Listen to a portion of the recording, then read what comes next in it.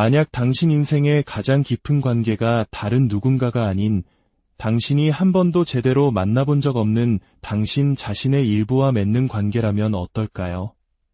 잠시 상상해 보십시오.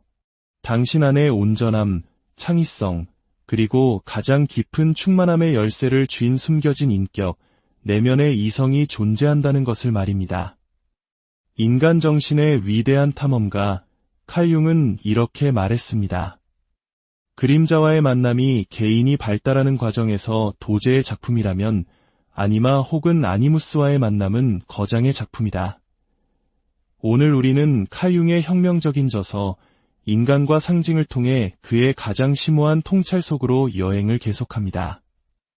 어떻게 우리 내면의 반쪽과 화해하는 것이 진정한 자아로 가는 길을 열어주는지에 대한 이야기입니다.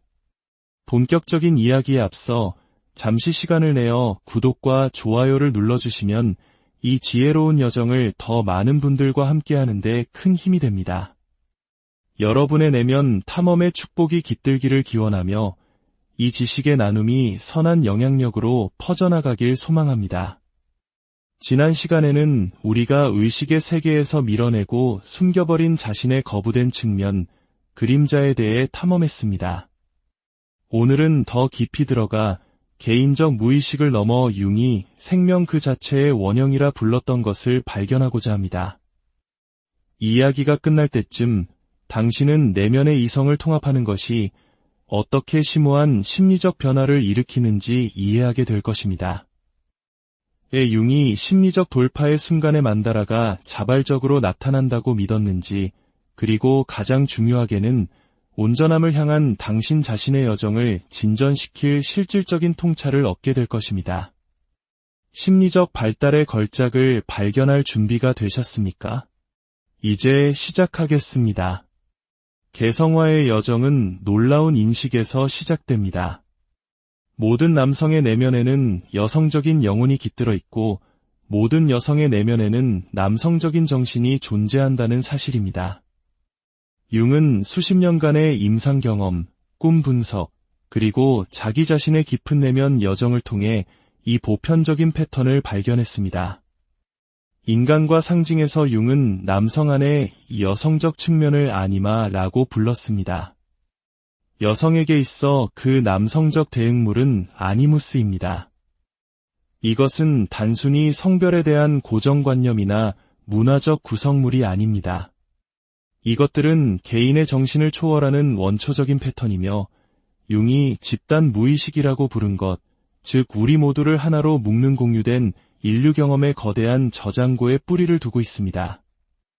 이 발견이 혁명적인 이유는 이 내면의 인물들이 우리가 의식하든 못하든 우리 삶에 영향을 미치는 자율성을 가진 살아있는 정신의 일부이기 때문입니다.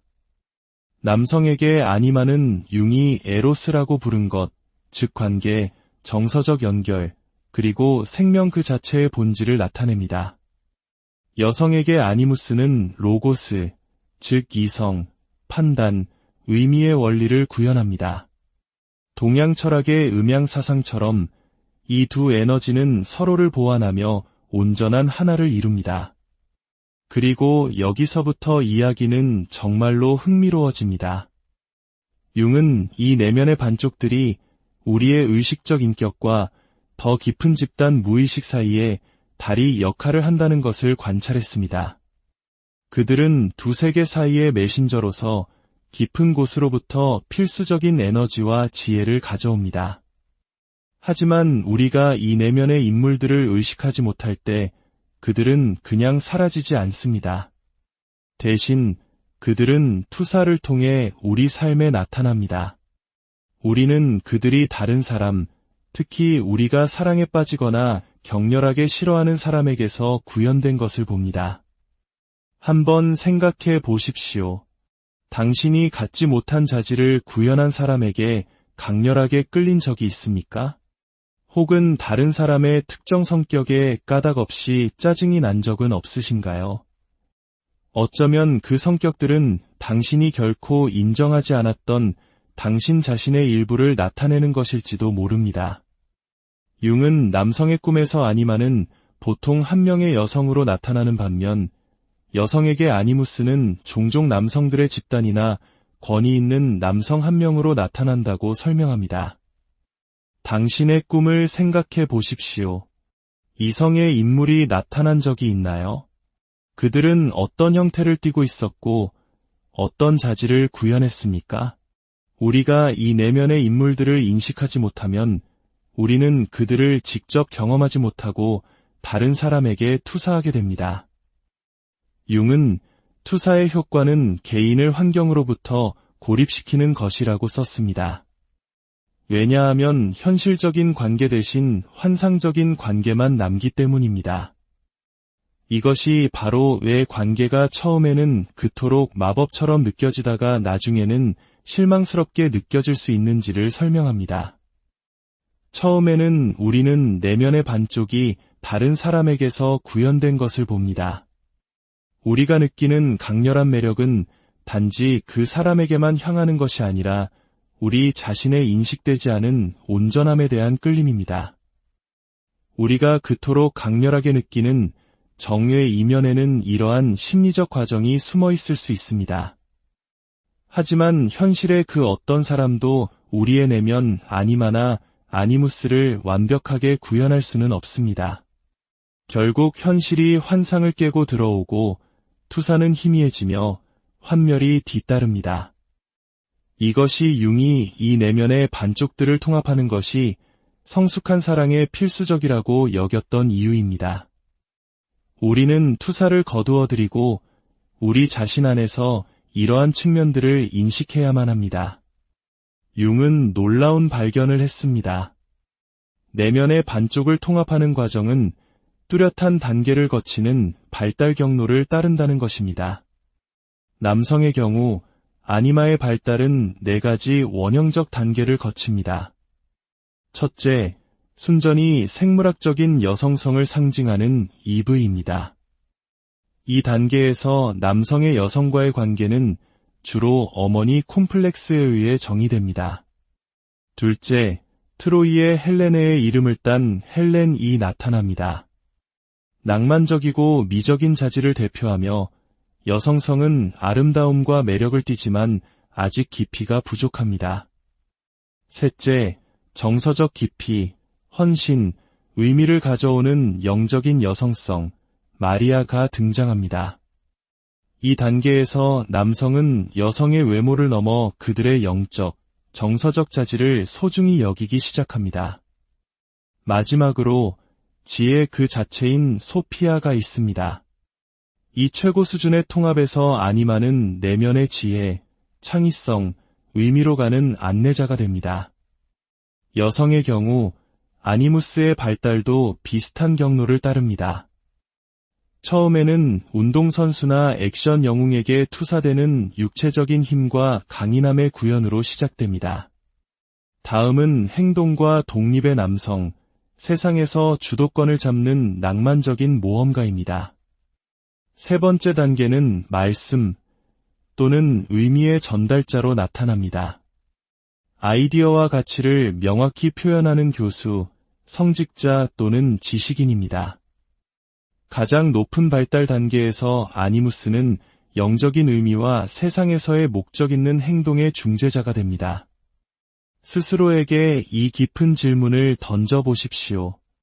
아니마 또는 아니무스 발달의 어느 단계가 현재 당신의 삶의 경험과 공명합니까?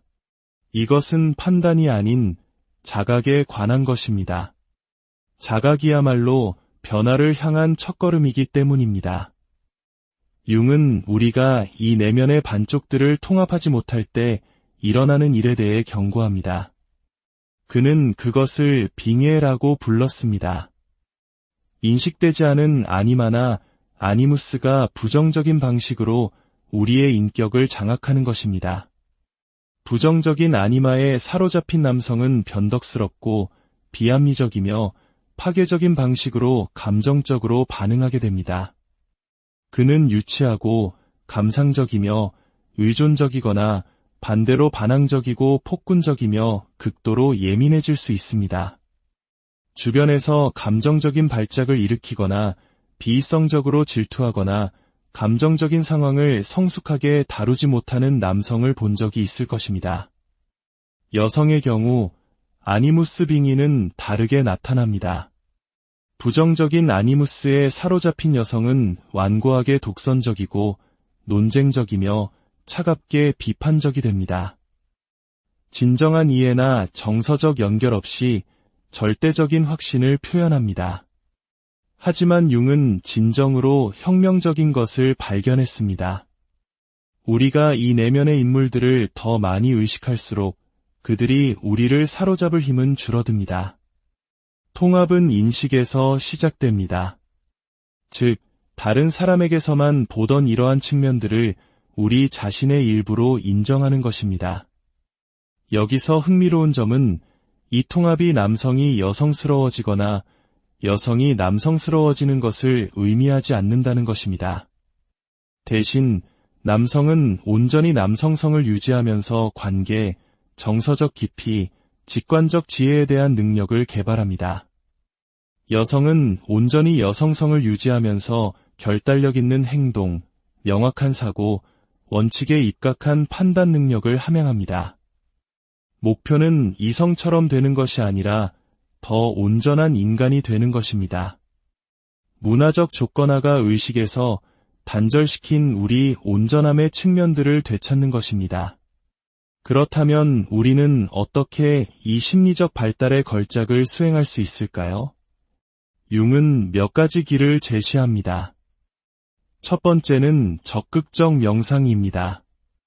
이것은 수동적인 공상이나 백일몽이 아닙니다. 자아와 무의식에서 온 자율적인 인물들, 즉 아니마나 아니무스와의 구조화된 대화입니다. 조용한 명상 상태에서 꿈이나 환상 속의 이미지를 떠올리고 그 인물과 대화를 나누는 것입니다. 질문을 던지고 의식적인 생각이 아닌 그 인물 자체에서 나오는 듯한 응답에 귀를 기울입니다.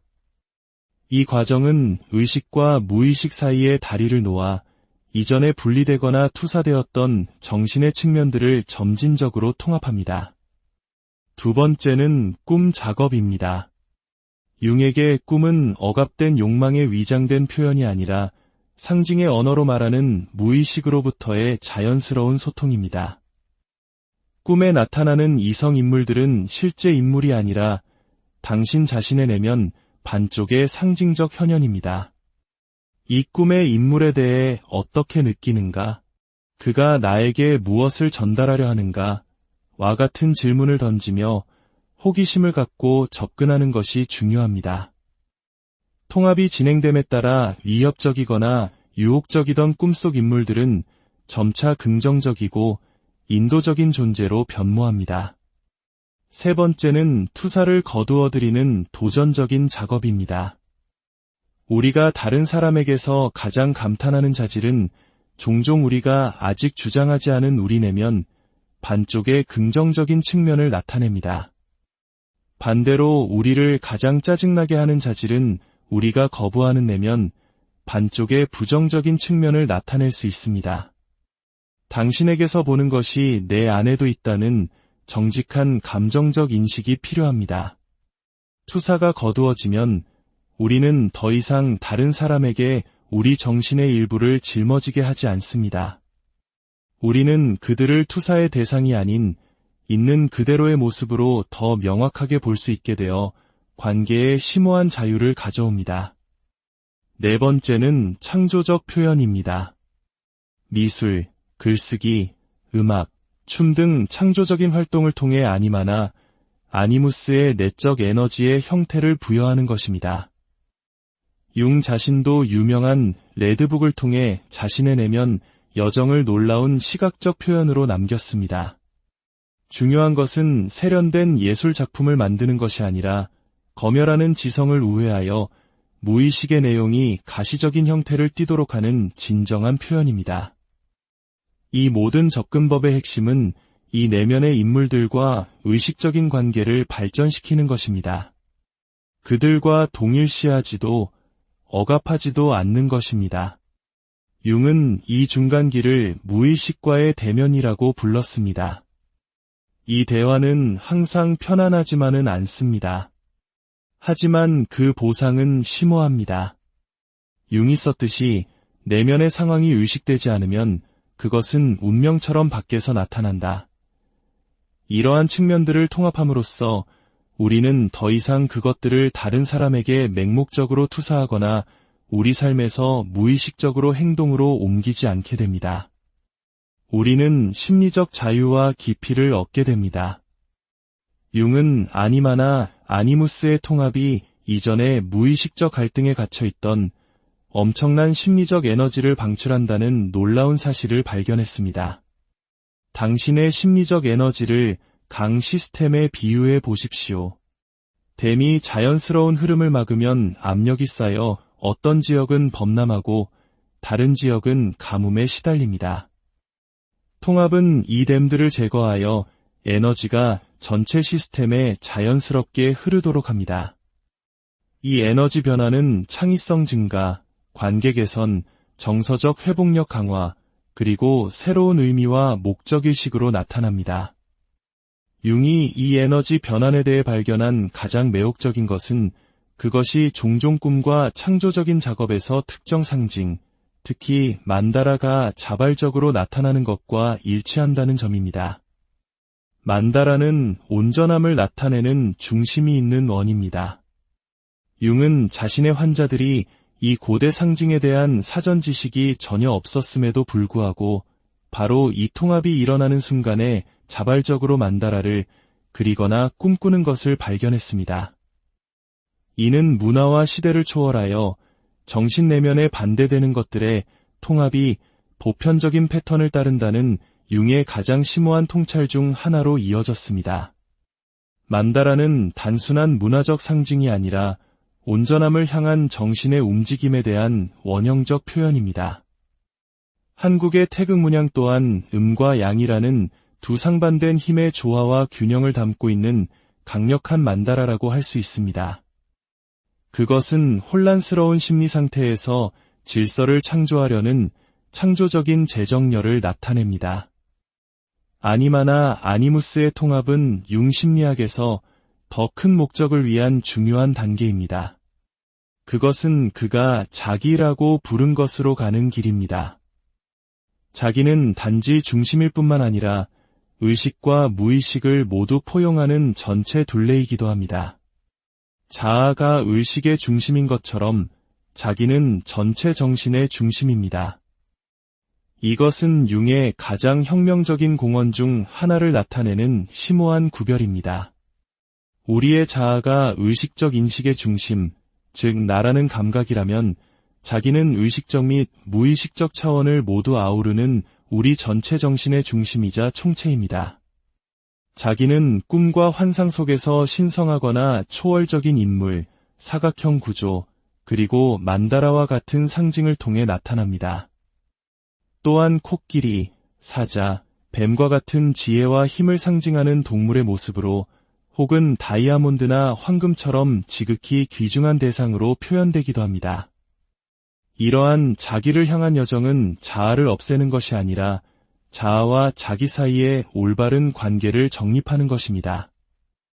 자아는 더 큰 자기의 목적을 세상에서 수행하는 대리인이자 집행기관이 됩니다. 마치 위성이 행성 주위를 돌듯 자아는 자기라는 더 큰 중심을 축으로 삼아 움직입니다. 이러한 관계가 성숙해짐에 따라 우리는 성격의 중심인 자기로부터 더 직접적으로 살기 시작합니다. 의미 있는 우연의 일치, 즉 싱크로니시티를 더 많이 경험하고 꿈은 더 깊은 지혜와 인도를 제공하며 개인적인 동시에 초월적인 목적의식이 생겨납니다. 이 여정의 구체적인 모습을 보여드리기 위해 인간과 상징에 나오는 융의 가장 통찰력 있는 사례 연구 중 하나를 공유하고자 합니다. 융은 심각한 삶의 위기 속에서 분석을 시작한 한 중년 여성을 묘사합니다. 그녀는 철학과 논리를 전공한 대학 교수로 자신의 이성적 사고와 지적 성취, 그리고 강한 독립심에 자부심을 가졌습니다. 겉보기에는 자신감 있고 자급자족하는 모습이었지만 내면적으로는 깊은 심리적 고통을 겪고 있었습니다. 정서적으로는 지속적인 내면의 차가움을 느꼈고 관계를 원함에도 불구하고 다른 사람들과 깊은 관계를 맺지 못했습니다. 그녀는 위협적인 남성 인물들에게 쫓기는 악몽에 시달렸고 만성 편두통과 소화불량으로 고통받았습니다. 융은 꿈속의 위협적인 남성들이 그녀 자신의 아니무스, 즉 부정적인 형태로 발달한 그녀의 내면 남성성의 표현임을 인식하도록 도왔습니다. 그녀는 지적 성취만을 중시했던 폭군적인 아버지의 비판적이고 판단적인 자질을 무의식적으로 내면화했던 것입니다. 치료가 진행됨에 따라 그녀의 꿈은 놀랍게 변했습니다. 처음에는 도망치기만 하던 그녀가 꿈속에서 위협적인 남자에게 맞서 당신은 누구이며 나에게 무엇을 원하나요? 라고 묻습니다. 놀랍게도 그는 나는 당신에게 무언가를 주려고 했지만 당신이 계속 도망쳤을 뿐이요 라고 대답합니다. 이후 아니무스는 박해자에서 안내자로 비평가에서 스승으로 변모하기 시작합니다. 한 꿈에서는 지혜로운 노인이 그녀에게 황금 열쇠를 주며 당신의 마음과 가슴 둘 다를 이해하는 문을 여는 열쇠라고 말합니다. 또 다른 꿈에서는 원형의 연못에서 남성과 여성이 조화롭게 결합된 자신의 모습을 봅니다. 이러한 획기적인 꿈 직후 그녀는 자발적으로 만다라를 그리기 시작했습니다. 처음에 만다라는 비대칭적이고 어두운 부분과 밝은 부분이 날카롭게 나뉘어 있었지만 점차 균형 잡히고 조화로운 형태로 발전했습니다. 후기 만다라에서는 꽃이나 보석 같은 온전함의 상징을 담은 명확하고 안정적인 중심이 나타났습니다. 이러한 심리적 통합은 그녀의 삶에 구체적인 변화를 가져왔습니다. 만성 편두통과 소화불량이 사라졌고 수십 년간 느낄 수 없었던 다양한 감정을 경험하게 되었습니다. 그녀의 지적인 작업은 위축되기는커녕 추상적인 개념을 살아있는 경험과 연결시키며 더욱 깊어졌습니다. 그녀는 이성과 감성, 남성성과 여성성이 내면에서 전쟁을 벌이는 대신 창조적인 긴장 속에서 서로를 보완하는 내면의 결혼을 이루었습니다. 치료가 끝날 무렵 그녀는 융에게 이렇게 말했습니다. 저는 항상 온전함이란 완벽함, 어떤 이상적인 상태를 달성하는 것이라고 생각했어요. 이제 저는 그것이 제 자신, 저의 강점과 한계, 이성과 감성, 가면과 깊이를 모두 껴안는 것임을 이해합니다. 제 인생에서 처음으로 저는 온전한 한 인간이 된 것 같습니다.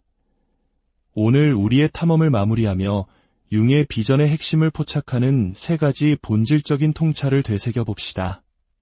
첫째, 온전함은 반대의 통합을 요구합니다.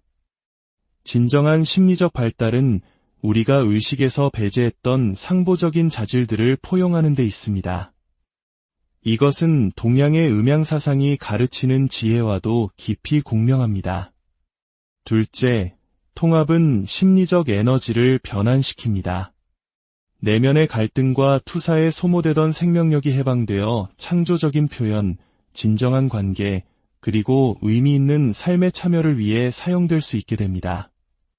셋째, 개성하는 성격을 위한 새로운 중심으로서의 자기를 향해 나아갑니다. 자아는 여전히 필수적이지만 더 이상 중심이 아니라 의식과 무의식, 개인적 차원과 집단적 차원을 모두 아우르는 더 큰 자기의 의식적인 대리인 역할을 하게 됩니다. 이것은 단순히 추상적인 심리학이 아닙니다. 이것은 당신의 고유한 잠재력을 모든 깊이와 차원에서 구현하며 더 온전한 인간이 되어가는 살아있는 길입니다. 융이 썼듯이 일생의 특권은 진정으로 자기 자신이 되는 것이다. 개성화의 길은 혼자 걷는 것이 아닙니다. 우리는 각자 고유한 방식으로 그러나 같은 목적지를 향해 함께 여정을 떠납니다. 바로 우리 자신의 진정한 모습을 발견하는 것입니다. 마지막으로 융이 그의 생에 말년에 쓴 개성과 여정의 본질을 표현하는 성찰의 말을 나누고 싶습니다. 인간에게 결정적인 질문은 이것이다. 그는 무한한 어떤 것과 관련이 있는가, 없는가? 그것이 그의 삶에서 가장 중요한 질문이다. 진정으로 중요한 것이 무한한 것임을 알 때에만 우리는 우리의 관심을 하찮은 것들과 진정으로 중요하지 않은 온갖 종류의 목표에 고정시키는 것을 피할 수 있다. 만약 우리가 여기 이 삶에서 이미 무한한 것과 연결되어 있음을 이해하고 느낀다면 욕망과 태도는 변한다. 이 무한한 것과의 연결은 우리의 인간성을 탈출함으로써가 아니라 그것을 온전히 포용함으로써 발견됩니다. 우리 본성의 모든 측면을 보편적인 인간 잠재력의 독특한 표현을 반영하는 일관된 전체로 통합함으로써 말입니다. 오늘의 여정에서 당신에게 가장 의미 있었던 통찰은 무엇이었습니까? 당신 자신의 경험과 가장 깊이 공명하는 융의 비전은 어떤 측면이었습니까? 당신의 내면을 향한 여정이 계속해서 깊은 발견과 온전함으로